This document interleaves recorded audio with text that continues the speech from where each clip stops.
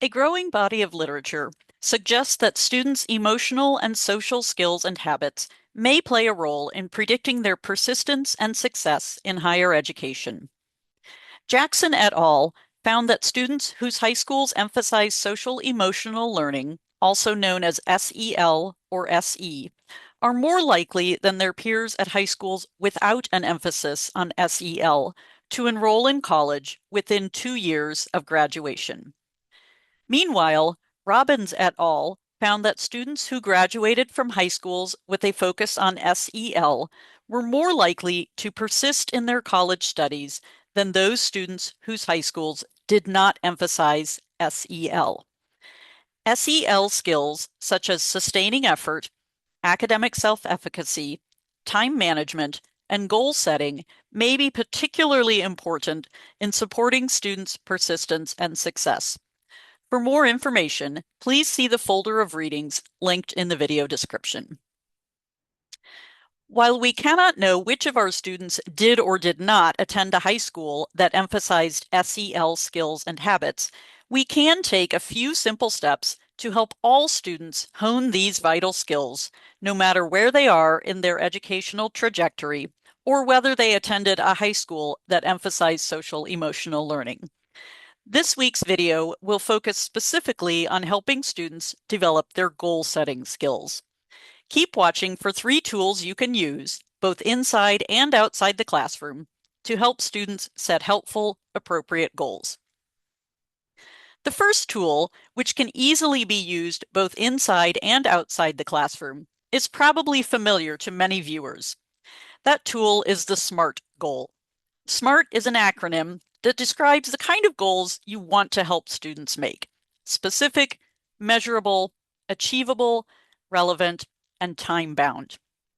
SMART goals help students create manageable goals by narrowing the focus of their goal and linking that goal to a specific set of circumstances, such as increasing study time in a particular class, revising a specific piece of writing, improving their grade in a specified course, or honing their skill in performing a particular task in the workplace.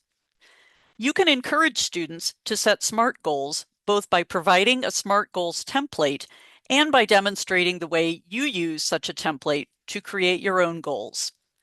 When demonstrating your own use of a SMART goals template, it can be helpful to provide both a positive example, that is, an example of the way you should set a SMART goal, and a negative example, that is, an example of the way you should not set a SMART goal. For example, when I work on SMART goals with my students, I give them both a positive and a negative example of my goals for strength training. My negative example is, I want to pump iron every day until I look like Arnold Schwarzenegger.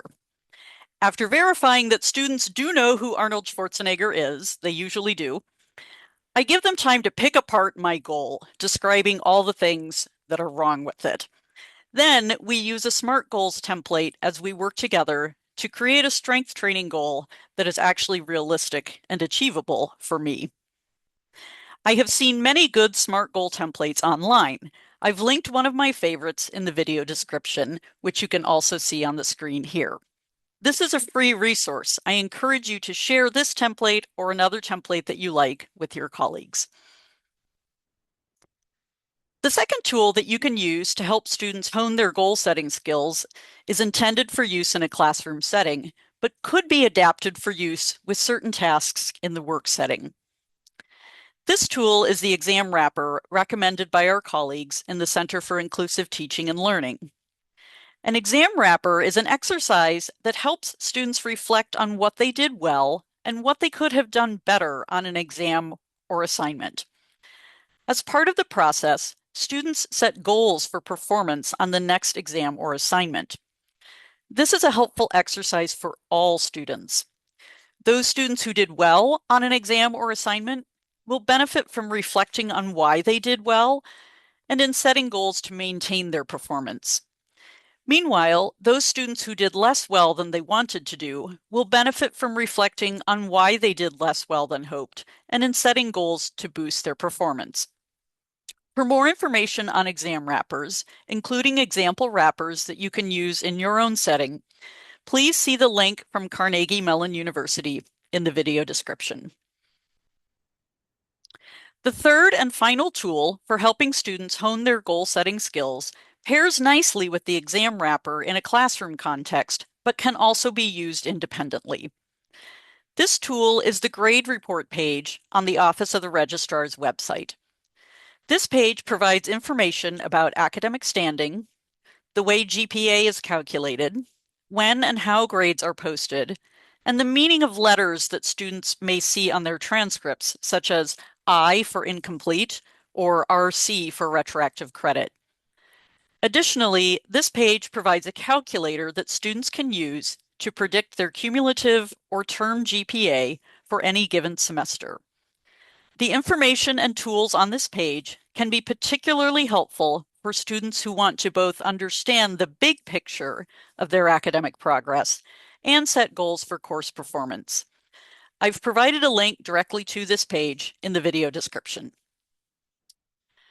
Let me know if I can help you brainstorm ideas for introducing students to these 3 goal-setting tools in the classroom, the residence hall, the workplace, or wherever you support student success. And tune in to the next episode of Retention in Action for tips on helping students hone their time management skills.